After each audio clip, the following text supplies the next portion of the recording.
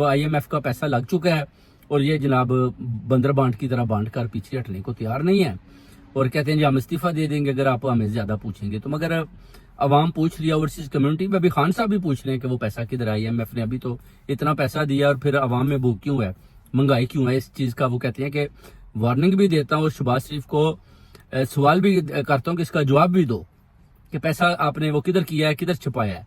उस पैसे को खजाने में डालो और अवाम की खिदमत करें ताकि जो अवाम के अंदर इंतशार है, जो भूख है, उधर जो मईशत का बुरा हाल है वो थोड़ा सा ठीक हो।